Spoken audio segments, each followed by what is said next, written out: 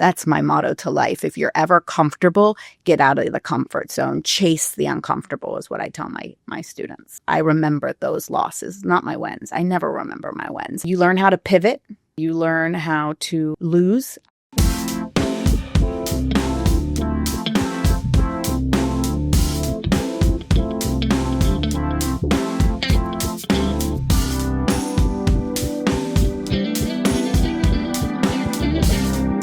All right, everybody, welcome back to this episode of the Success in South Florida podcast. I'm your host, Adam Rossen, and on today's episode, we have Judge and Dean Tarlika Nuñez-Navarro. Tarlika, welcome. Thank you so much for being here. Thank you, Adam. Okay. As everybody knows, I'm not big into the long intros. I like it. I don't like that personally when I'm a guest. I just like getting right into it. But, you were a prosecutor, criminal defense attorney, a judge in Broward and Orange County, and St. Thomas University Law School. They made you an offer you couldn't refuse, got you back down here, and you are the dean of St. Thomas Law School, and you've been doing that now about 2 years, has it? Yeah, I'm going on my third academic year. Right. Yeah. It seems, and so I wanted to have you on here so badly. We talked for a bunch, and we have some different really cool ideas that we're going to do for our internship program next year with St. Thomas. But let's just kind of dive right into it. So Judge, did you grow up in South Florida?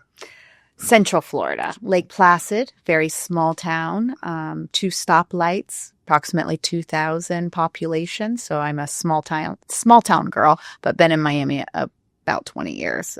But then went up to Orlando, of course, and came back. Right. Okay. So Lake Placid is probably a little bit halfway or so between us and Orlando, a little closer to Orlando. Yeah. So I've driven through, yes, whether it was going to maybe, I think, Legoland or Orlando for Disney World and stuff, but never really spent, any time there.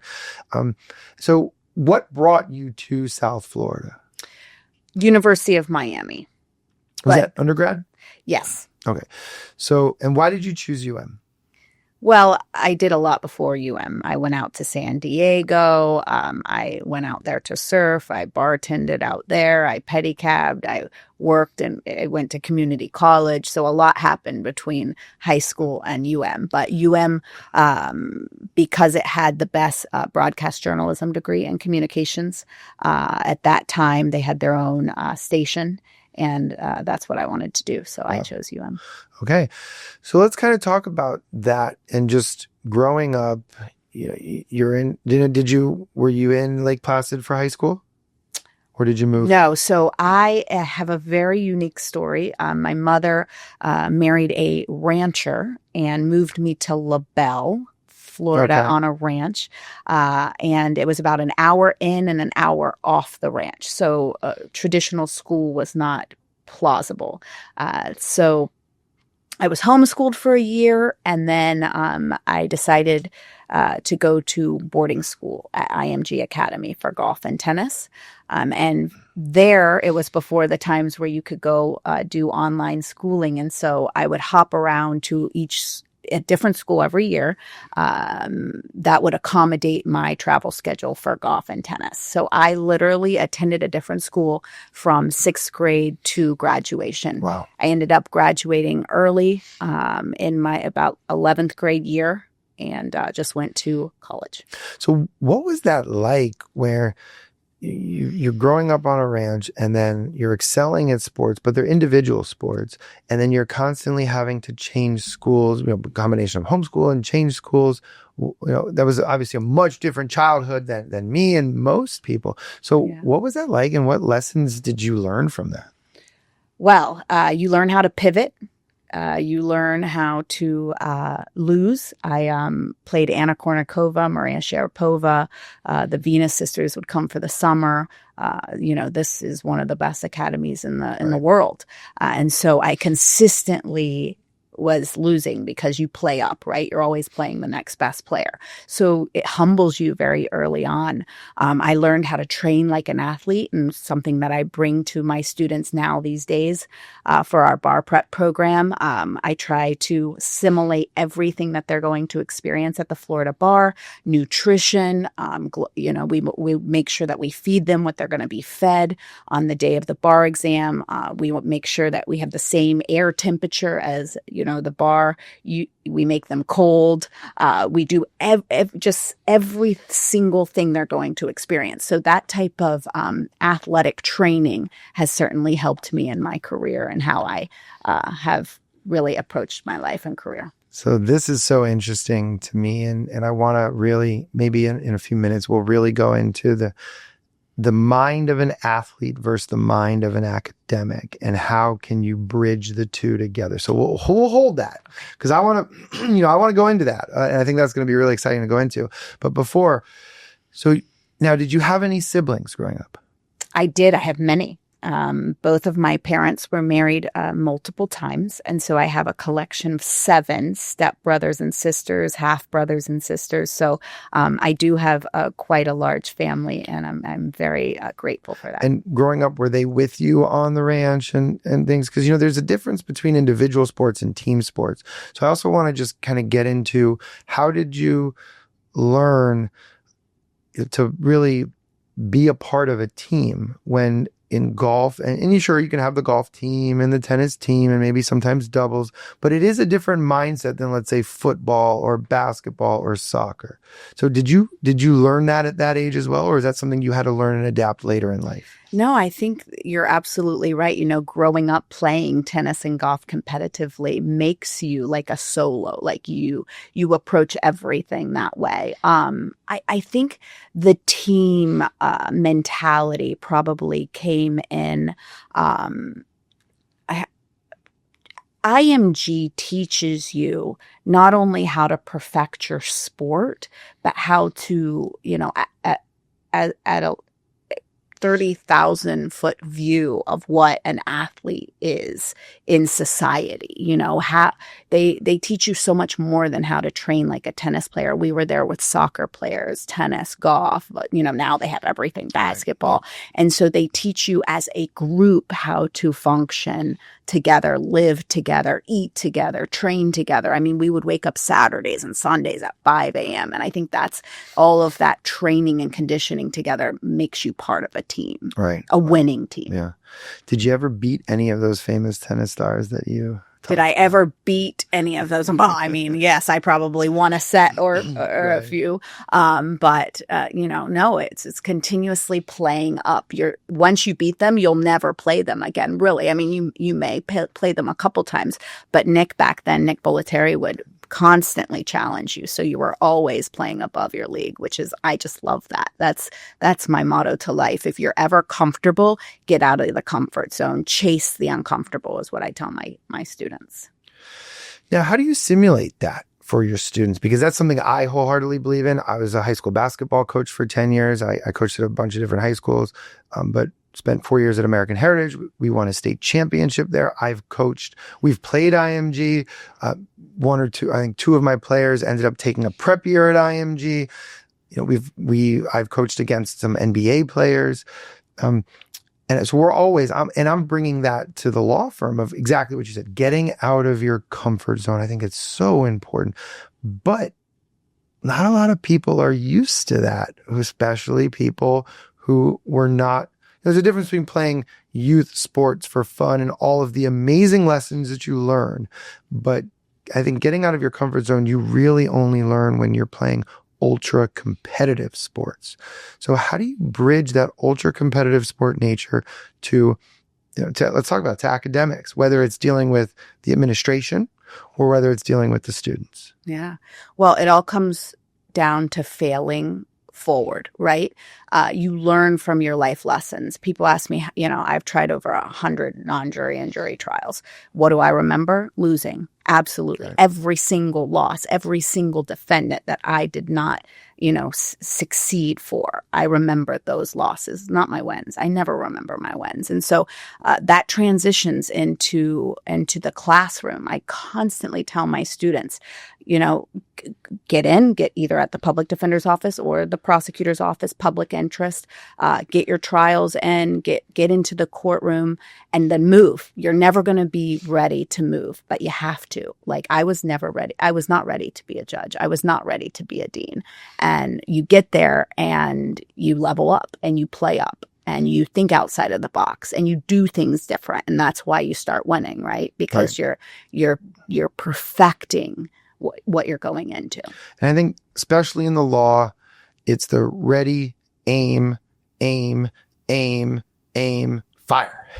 And what I do a lot, and I'm sure you do the same, is it's more ready, fire, aim sometimes, or it's get that minimum viable product and figure it out as you go. And learning that perfection's the enemy.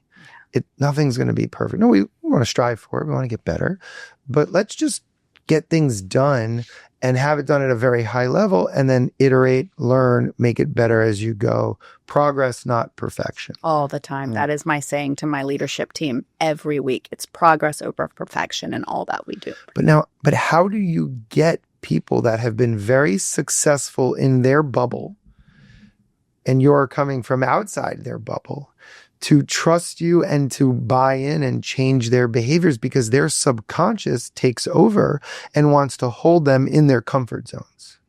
Absolutely. And I'm not going to say it's not a challenge, Adam. I think you lead from behind. You listen and you learn from those around the table and you take their expertise. I try with my leadership to see what qualities do they bring to the table? What are they best at, and how can I utilize that for the greater good and for the school? So I think that just really being a listener and having them teach you the craft, and then also bringing to the table how we're going to be better, how we're going to win, how we're going to think outside of the box, how we're going to pivot, because you're constantly doing that in pretty much everything that you do. Right. No, I completely agree. In order to get better, you have to break things. You have to try things. You have to be okay with failing. And one thing that I've done at the firm is because we are so competitive and, criminal law, it's high stakes. These are people's lives. We're not fighting over money. We're fighting for people's freedom and their freedom and the future of their families as well. But I think one of the biggest keys to our success is that I'm not afraid to fail, to try something new and say, it didn't work. Because the alternative is just to be stuck in the status quo forever. And that doesn't excite me. But there's a lot of people where that's what their subconscious wants to hold them to. So I do a lot of that. And I'm learning too. One thing I've been very guilty of for a few years is not understanding that most people aren't like me and getting frustrated when people aren't so quick to adapt and change because I can see it, but not realizing that they can't. And true leadership is encouraging and developing and motivating and, change management, right? But also just understanding where they are and what, how to get them to take that leap against maybe 20, 30, 40 years of their natural behavior. Absolutely. So that's been hard for me. Yeah, but absolutely. I'm getting better, Same. I have the same weaknesses. So you mentioned, just always trying to push forward and get forward and level up.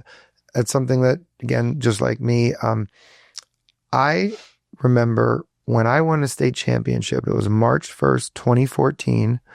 And it was a goal that I had set for myself when I was a pretty good high school basketball player. So when I was 14 years old and a freshman in high school, that was a goal that I set for myself. Didn't accomplish it as a player, but I accomplished it at 33 years old. So what is that? What's the math on that? It's 19 years later, I accomplished the goal as a coach. Mm-hmm. And I remember that bus ride home from Lakeland, Florida. And yes, we were very happy, but I started thinking about the next thing. And in a way, I said to myself, I'm like, why am I not basking in the glory? 19 years I waited for this and I finally accomplished it. Why am I already thinking about forward? And it really got me thinking. And so one of the things I've noticed, with very competitive people, it's the destination, not the journey, but it should be the journey. It should be the journey. And I've been a lot more deliberate in, as the firm's growing, I want to do all these great things, about stopping, pausing, having gratitude, being reflective and thankful. So do you incorporate that? And how do you manage the journey versus the destination when you're so driven and I'm sure we've only seen the tip of the iceberg of what you want to do at St. Thomas. So how do you deal with that? I constantly try to reflect. My morning routine is all about habits. It's about meditating. It's about prayer. It's about writing. It's about journaling and really having a gratitude practice. And I started that when I started reading about the gap versus gain theory. Okay. I'm sure you've heard of it. So many of us live in the gap. Oh, what's next? What's next? What do I have to do to get there? What are my goals? And really focus on where have I come? Look back, constantly remind yourself of how far you've come. And you're not here by accident. You're here because you know how to work hard. You're here because you know how to deal with people. You're here because you have unique and special talents. And so I think looking back, constantly writing about that, having gratitude for that, and utilizing those skills continuously takes you naturally to fill that next gap without having that want. So that's great. I read that book, Dan Sullivan and Ben Hardy was part of their trio. So what I did, I liked that book a lot. My favorite of the trio is 10X is better than 2X. Yeah. And what I did recently is I made a custom GPT where I uploaded PDFs of all three of their books with a few other similar books. So I have my own private, Ben Hardy and Dan Sullivan GPT. So if you want, I'll share you the link. I would love that. It's that's very amazing. Good. Yes. Yeah, that's wonderful. Right. And I'm doing that with a lot of some of my favorite, whether it's entrepreneurs or just, gurus, motivational people, whatever, just to really help me as far as whether, all the different things that we need help with as leaders. So yeah, I'll share that with you. You have to continuously grow and work on yourself in order to be effective leaders. Right. And anybody listening to this, if you want me to share that with you, send me an email and I'll be more than happy to share you the link to the custom GPT because it's helped me with a lot of business decisions. Sure. And things. So it's great. So, okay. Let's kind of go back a little bit. You go to broadcast journalism. Where do you go into TV and media after that? Do you decide to go straight to law school? How does your journey move from there? I actually went around the world and just traveled.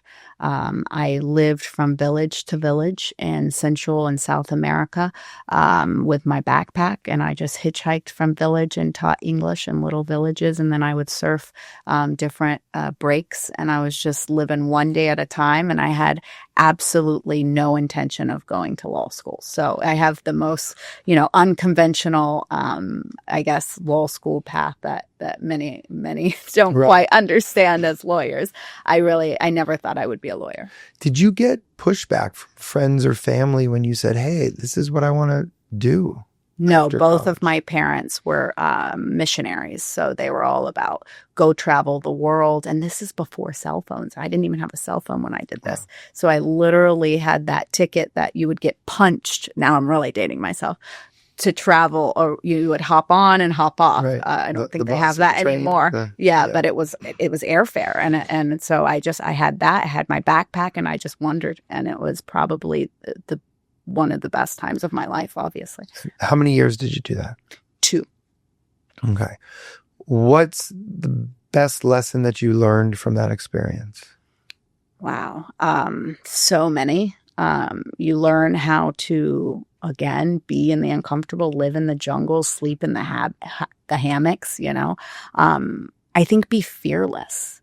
People are, I think I was on a podcast a couple weeks ago and they're like, wait, you're hitchhiking without cell phones? Like you're giving parents, right. Complete, it's no one would think about doing that these days. But my parents constantly pushed me. They never wanted me to just kind of settle. And I have that blessing. I really scored with both of my parents. And, I would hitchhike to the nearest internet cafe to dial up and do AOL instant message with my mom or my dad. I think it's really be fearless, and just live every day like it's your last. Yeah, I think that's so important, and that's a very common theme that we've heard from guests on this show. We talk a lot about fear. The acronym I use is, I say, fear is false events appearing real.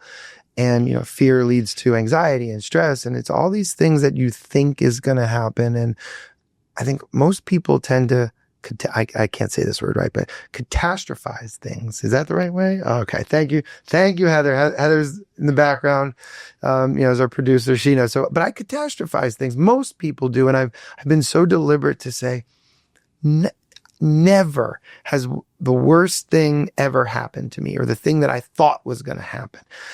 And how many opportunities are we missing? Opportunities of a lifetime. The thing that will lead to the next thing that leads to the next thing. And it never happens if you live in a world of fear. We get one life, right? So we get one life. Right. Might as well live it and just not worry about it. Now, basic fundamental fears. Yeah, those keep you from dying, of course. Right. But in life and in business, just go for it, do it. And so you did. And you learned that. Wow, so 2 years. Now, did you deliberately go there with a 2-year plan, or did you just kind of wake up one day and go, okay, my time here's done? No plans. And that's kind of a theme in a lot that I do. Like when I left the bench and decided to be a dean, so many people call me and they're like, what in the world are you doing? You can be on the bench and you can retire on the bench and you have the greatest retirement. And I'm constantly chasing the next challenge because I want to make an impact. I want to leave a legacy. I want to help more and more people. And I could do that on the criminal bench. And I was doing that. And I love the criminal bench. It was an opportunity of a lifetime. It was great. But now I get to shape the next generation of lawyers, and I get to hype them up on how great of a profession this is, and how they can give back, and servitude mentality and all of that. So I think it's a theme in my life, is to kind of just jump and see what happens. So let's fast forward, right? We know you were a prosecutor. We know you were a defense attorney. You get on the bench. You get appointed in Broward. Now, how long were you on Broward? Was it like 2 to 4 years, roughly? Yes. I did about 3.5, 4 years. Okay. Almost 4 years in Broward. And then you, I guess, got reappointed, or I don't know. I don't think it was a pure transfer, but whatever it is. No, it was a reappointment. I can tell you. Right, to Orange County, to Orlando. And what was that like about, with the move and having to reestablish yourself? And you were there for another 2 to 4 years ish, right? Pushing 3. They had mandatory rotation out. So I was going to have to leave the criminal bench. Okay. And I was like, oh man, this, I want to stay here. I love it here. And they were going to put me in civil. Okay. So, yeah. And so you're there, you're starting, you're getting comfortable again, right out of your comfort zone, new challenge, but you're starting to get comfortable. And then how did this whole thing happen with coming to St. Thomas to be the dean, not a dean, right? The dean. Yeah. Well, as life would have it, I was teaching at FAMU. I was teaching advanced trial litigation at night, loving it because, that's my favorite class to teach. You're getting them ready for the courtroom. And I was also sitting on the board of advisors at St. Thomas, and they had just started their dean search. And I was one of those very vocal board of advisors, like, what's going on? Why isn't anything moving? Why isn't the bar passage rate going up? Rankings are tanking. What are you guys doing? So I was holding the administration accountable. And the president called me and he said, you think you can do it better? And I said, absolutely. And he said, well, let's make it happen. And I said, all right, let's do it. So that's an incredible story. Give us, I'm sure there's some things that are private conversations that went back when you're on that search committee, but what were some of the real hurdles that you had to deal with the people who are in academia trying to look for the next dean versus you as, but look, you're a judge, and most judges are still part of the establishment. So you're a bit of an anti-establishment, but still part of the establishment. So what was that like with not just the president of the school, but the other people on the advisory board? Well, I'm trying to keep a straight face because I am such an outsider everywhere that I go that I'm now comfortable being the outsider. And I think that comes from the upbringing, right? Going to a different school every year. And when I got to the bench, of course, I did things differently. I really focused on docket management, being effective, never making people wait, timely orders. And so I was an outsider there. And in academia, I'm an absolute outsider. And luckily, my president values that. He's like us. He's constantly in about growth and about he's a coach. He's all about athletics. So we just jived, and he understood. And he let me just take the reins and make it mine. And I did. And we've had tremendous success. And so, you have this conversation where he calls you, and sometimes it's right, little competitive fire, heat of the moment. Oh, you think you can do better? You want it? And you're like, yeah. And then you might think, what did I just say? So what was that? Were you all in right away? Or were you like, I think I can do better, but let me think if I actually want to leave the bench? Or were you like, just, yes, I'm in? Well, I had to obviously talk to my husband and my family and my closest advisors and really think about purpose, right? The legacy that you're going to lead, what the lives that you're going to change. And my husband said, the favorite time of your day is that 6 to 9 p.m. class, and you don't even get home till 10 p.m. Right. Tarlika. You're there with your students. He's like, you love that. And so you love the classroom. So get back in the classroom, do it. You're not going to fail. So it was that encouragement from my inner circle that really made me believe in myself. And that involved, though, giving up a very stable position, right? A very respected position. And you had to move back. Yeah.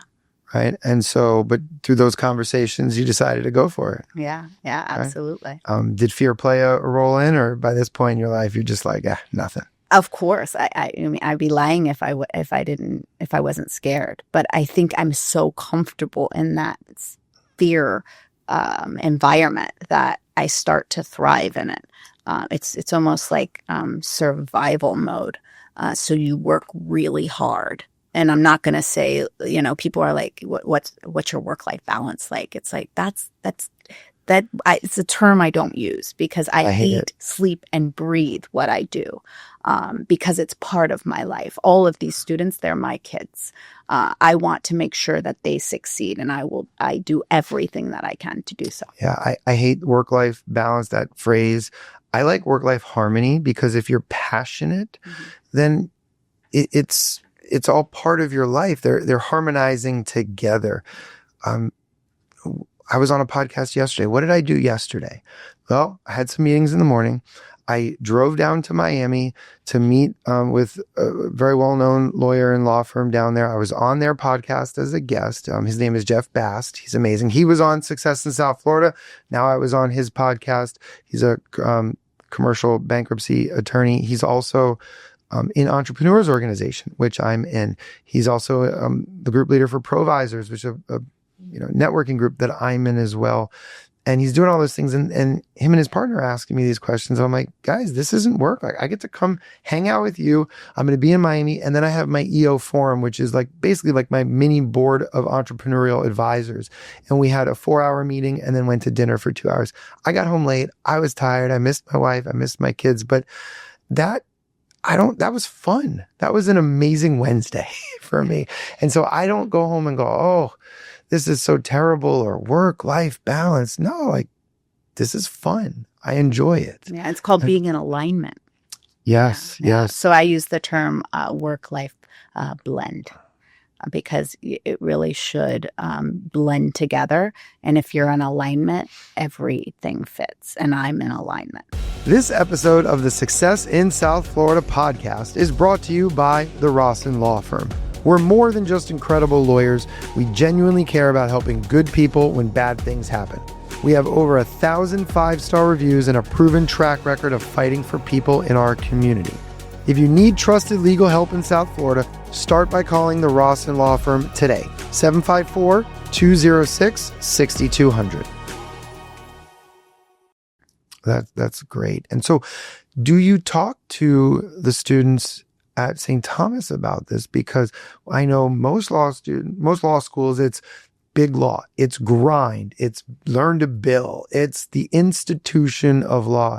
And maybe I'm a skeptic, but I think if they're really talking about, work-life harmony, work-life alignment, work-life balance, they're just doing it to say they did it, and there's really not much meat on the bone. So how are you talking to the students about this, about picking something that they're passionate about and they're going to love? Yeah. So from day one, we just had our orientation last week of the largest class in the school history, 449 students. Amazing. And we go Couldn't through. squeeze one more in? Yeah, I know. Perfect. And I just start drilling them on day one. I'm like, okay, why are you here? I'm going to ride you hard, but I need to know your why. I want to know, is it money? Is it purpose? Is it passion? Is it force? Is it power? Is it your grandma? I need to know these things, because when you come to me breaking down that you can't handle it anymore, I'm going to remind you of your why.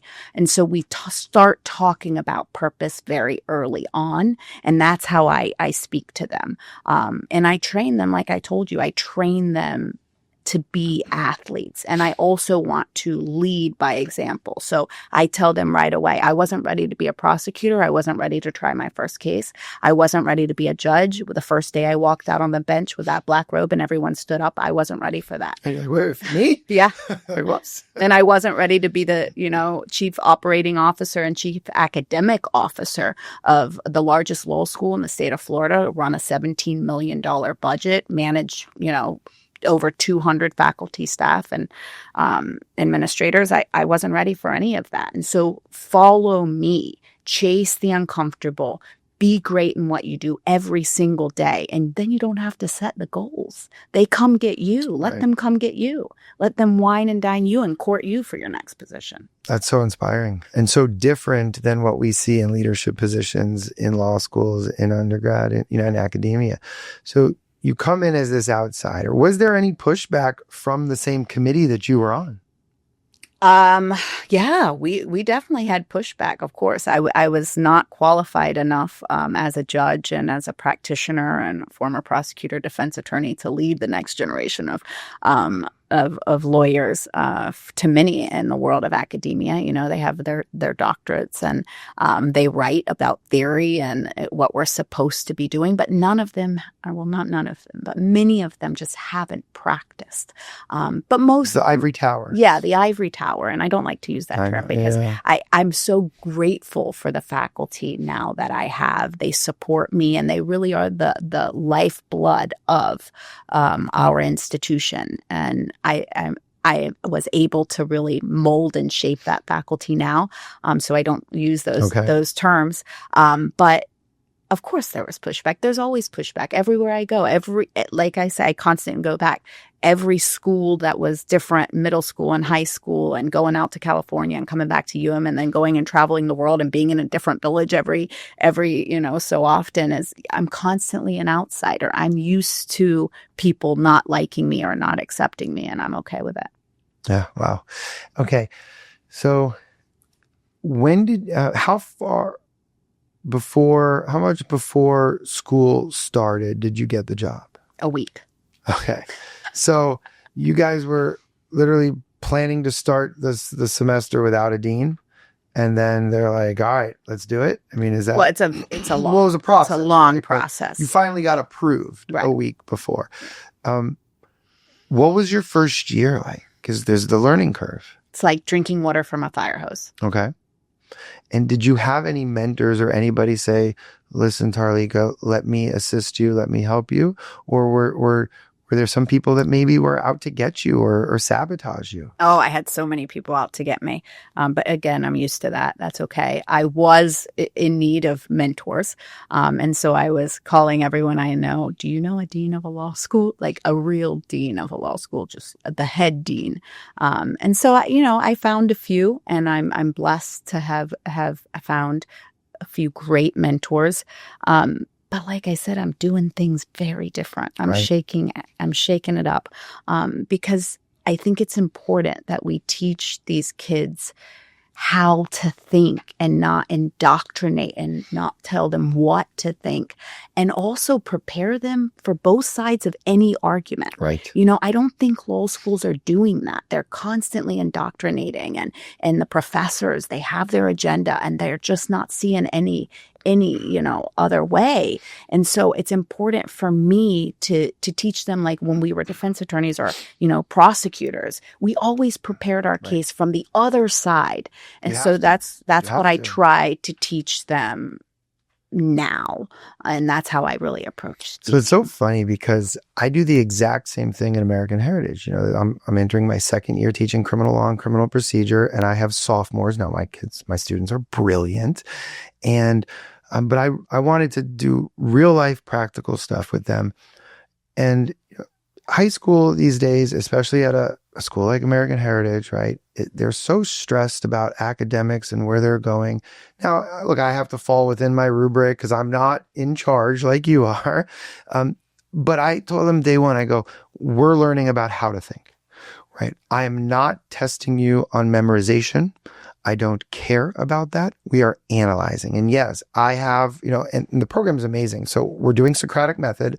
I was allowed, actually my boss and mentor there said, Adam, we don't do Socratic method, but I want to start, and I want you to start it with your class. I said, great. I'll get the kids to stand up and grill. And I'll do it in a respectful way, of course. And that was one of the things when I went to Miami, I thought a lot of the professors did it in a disrespectful way where they wanted to kind of haze us a little bit. And I've always been okay with hazing. I mean, look, I was in a fraternity, high level sports, but I thought they could have been a little more like encouraging with it. So I want to be, and obviously I have 15 and 16-year-olds, so I'm very encouraging with it, but I want them to sit a little bit or stand in discomfort. And so as I'm walking through with that, but I tell them every day, I say, do not memorize this. Learn. If we're going to Iraq, I want that analysis. Give it to me. Give me both sides. And even, as we talk a little bit about politics, because in criminal law and criminal procedure, politics are very important in these classes, not so much in, other parts of the high school curriculum. But when I know that somebody might be a little more liberal, I'll have them take the conservative view. Mm-hmm. When I know we have some students that are a little more conservative, I'll have them, or the students that are very pro-police, I'm going to say, all right, now argue this from the other side. Go, Good for you. And I'll put them on teams where I'm putting them against their natural beliefs, and I want them to make it genuine. Make it heartfelt, because you have to in law, and you don't always get to choose your client. You don't. Right? You don't. And that's what I tell my students. They're so lucky to have you and to start early on like that with the Socratic method. I mean, you have to start them with the Socratic method. They're going to be in law school within 4 years because they graduate with their AAs now. All the kids, they're so fast track. And that's something that I'm constantly telling them, slow down, just slow down, enjoy, live, go get a job, wait tables, bartend, travel, because they have to know how to pick a jury. Right. It's not all robotic academics, and you need to blend the two. Look, I have by the time this airs, my 2-year-old will be 3. So by the time this airs, I'll have a 3-year-old and a 6-year-old. And my wife and I, we're both highly educated lawyers. And I've said to her, even before the 6-year-old was born, I said, he might not go to college. And she was like, what? And I said, we'll see. But I want our kids to, if they need to take a gap year or 2, I didn't, you didn't, I wish I did. I wish I spent a year or 2 traveling like you, but I also wish I spent a year working it could be in a law firm or just somewhere else in a traditional 9 to 5. Wake up, carry your briefcase, learn to be an adult, as opposed to law school for me was college 2.0, and then being a prosecutor for me was was college 3.0. Yeah. In a lot of ways, I mean, yes, it was different because we were working, but it was still. I lived across the street from the courthouse. We had 30 new fast friends, and it was residency, like medical school. Yeah. But I wish I had that discipline. I would have been a better law student. I was not a great law student, and I didn't enjoy law school. Part of it was maybe old school but I just, it wasn't for me. But I think if I went to law school now, I would love law school, and I would be an amazing law student if I went now. Yeah. Because I've experienced a lot more, and I've learned to be, right, take the athletic discipline, the business discipline to it, and just kind of, Yeah. Be a student for life. Right. I love to go and sit in classes that I never would have. Now I get to go watch or sit in the back of a tax procedure class. I would have never taken tax procedure, but that's one of the best perks about being a dean, is to be able to sit in and learn, and to go to law school again, right. And learn from the best, right? These professors are excellent. They're experts in their field. And so I absolutely love that part. But yeah,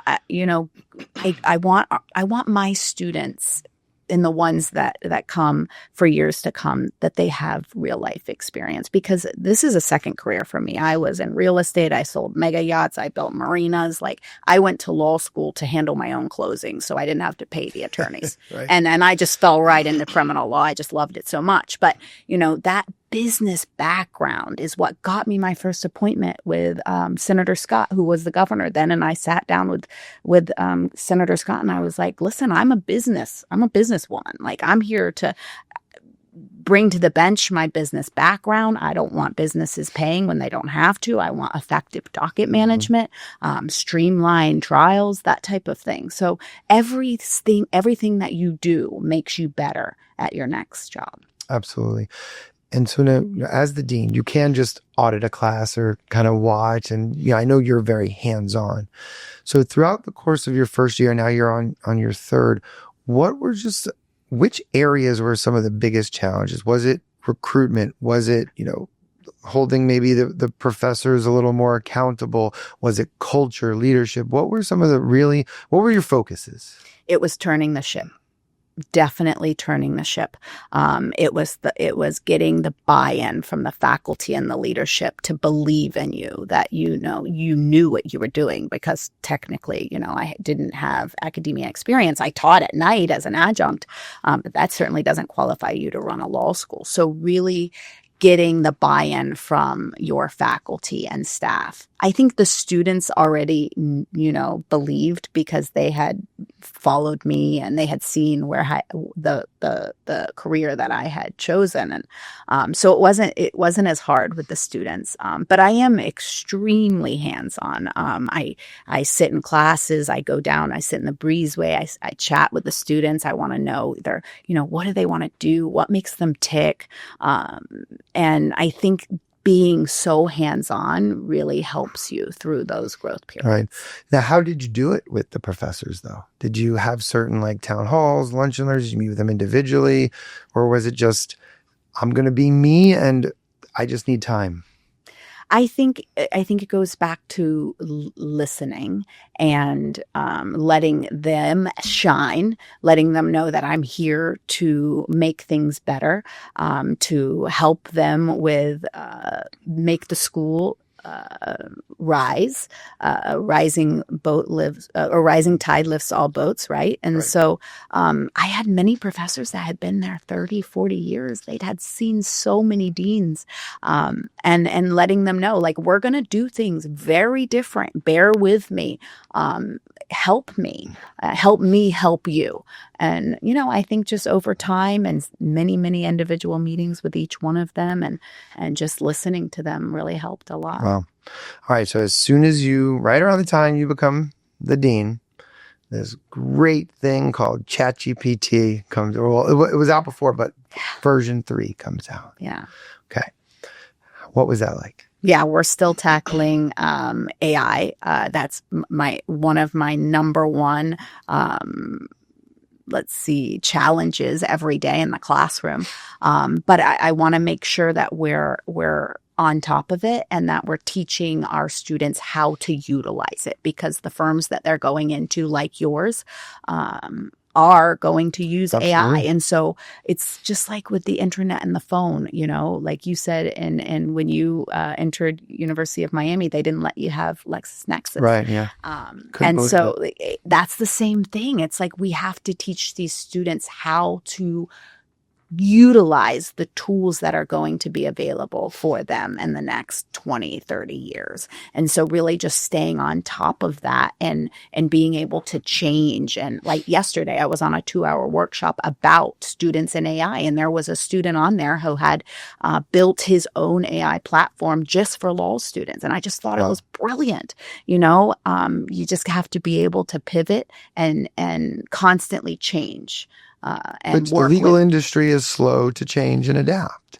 But I will say we learned a lot of lessons from COVID. Yeah. And I certainly hope that the legal industry, when they're with AI and adoption of all this tech, they don't forget of COVID and how they needed to pivot so quickly. And of course, we were still, as lawyers, the legal industry is still slower than everybody else, but that's okay. We did learn a lot, but I don't want those lessons to be forgotten. And so like my firm, like you said, we want to be an AI native firm where AI is involved in every single thing. That's a big project that I'm working on over the next, 2 years. And we have some very important and exciting things to discuss in the next few months with different partnerships and different things that we're doing specifically for criminal law. So I'm very excited about that. That is really exciting. But that's something, and even at American Heritage, I've seen just from last year to this year, they're starting to allow Gemini.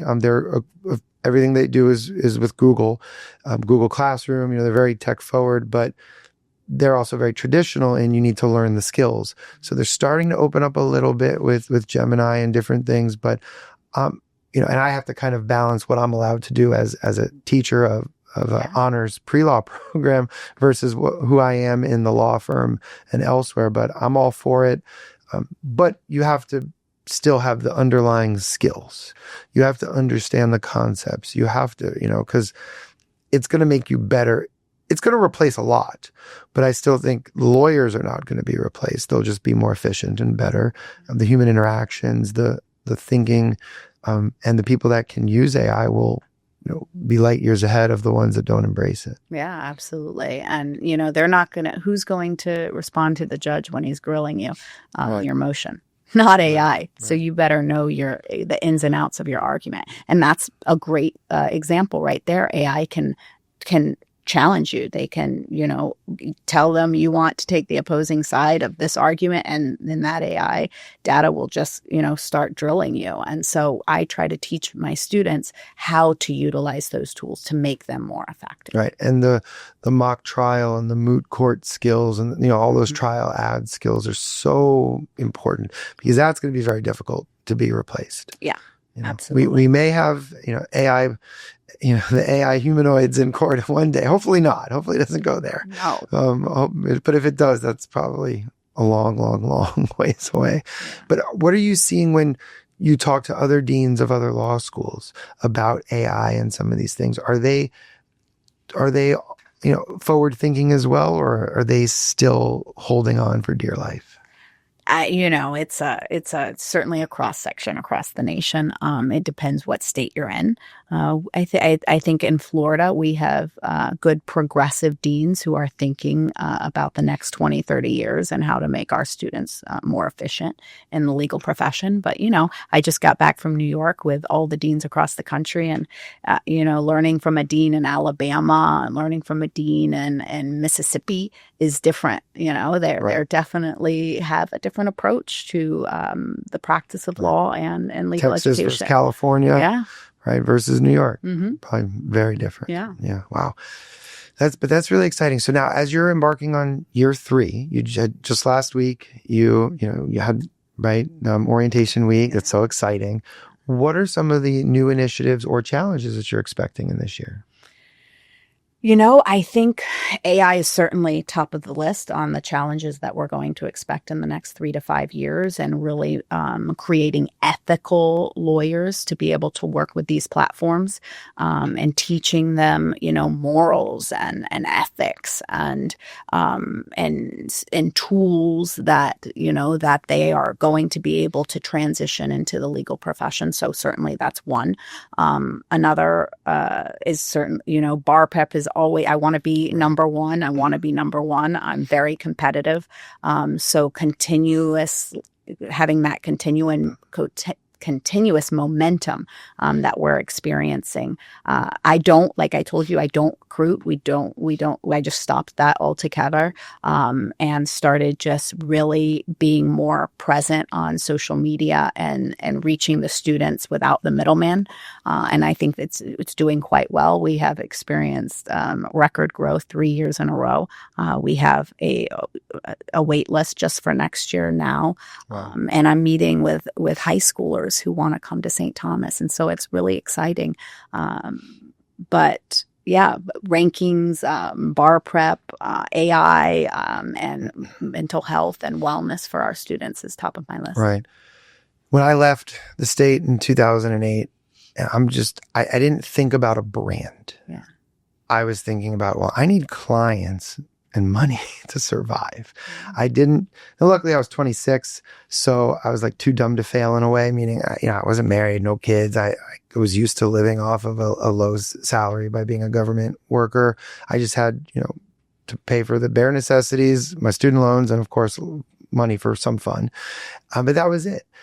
But everything was more just direct response, meaning I need the next client and the next client and the next client. And now where we're at, I've learned, branding is very important at this stage. And so for you and St. Thomas, I think it's really about creating that brand too. And the culture, the inward culture, which I think the brand is the outward expression of the inward culture and the values, and getting some of that hype, getting people to go, oh, this is where I want to be, because you don't have, you have an amazing alumni network with some of the best and brilliant trial lawyers in at least South Florida that I know. I'm sure throughout Florida and across the country. But you don't have that, old school tier 1 or tier 2, right? Brand that maybe Miami has, or Florida, or, FSU, if you want to be in government and politics, right? You spend 3 years in Tallahassee. So how are you using that, kind of using your advantages to create the buzz of, no, we're St. Thomas, we're different, we're progressive, we have a lot more flexible. We're not that white shoe law firm or white shoe law school, right? That's just going to push people into big law. So how do you have you embraced it instead of just hiding from it? Like, what, talk to me about that process. Absolutely. I'm kicking down doors. Like all the law firms that traditionally don't take St. Thomas students, right. I'm getting into their firms. I'm sitting down with our partners. I'm chatting with them just like this. And what do you need? What do you want? What are you seeing? Okay, this is what my students can do. Give me one student a semester, and I'll prove it to you. And so you gotta be bold and courageous, and it goes well. The meetings go really well. You walk away from some of these partners, and they're more than open to the idea on having students who are actually ready for depositions and for the courtroom. And can you just let me give you one? Take one. Yeah. Right. Get my foot in the door. Right. And I'll prove it to you over time. And so, okay. So that's amazing. I love that you're doing that. Yeah. Absolutely love it. And then here's my cell. If one thing you tell me, I get feedback. Same with my OCIs. You come on campus and you're mock interviewing my students. I need to know the weaknesses. I need to know where we can do better, because I need to perfect this. And so giving out my cell phone, being really accessible to the legal community, I think has been a tremendous help as well. Good. That's exciting. I mean, I know they've hit a home run, with having you there. Thank you. And hopefully you'll be there for a very long time. Maybe, we'll who knows? You never know, right? I appreciate that. Yeah. But that's so exciting. And I know we've talked about having that partnership with you guys with our internship, which I'm so excited for, because in all the years we've never had a St. Thomas student. We've tried, but for a few reasons it just didn't work out. So yeah. I'm very excited to have that, because I've had 2 lawyers on my team that are St. Thomas alums. And we've had a few from Nova, interns and lawyers, but we haven't had any from St. Thomas. And I want to make sure that we're always taking care of the local law schools. Absolutely. I'm very excited about your intern program and very impressed. And I'd love to collaborate. Yeah, I'm very excited. So, okay, this has been, I feel like we could talk forever. There's so many important nuggets. If you had to sum up, just for anybody listening to this who either needs a little bit of inspiration or they're just looking, they're just a little stuck, right? What are just 1 or 2 of the major things that you think they would need to really, reframe in their mind or focus on to be successful? It could be in or outside of the law, right? But just in general. Be fearless. Live a life of service. It's not about yourself. It's about others and the impact that you're going to make on others.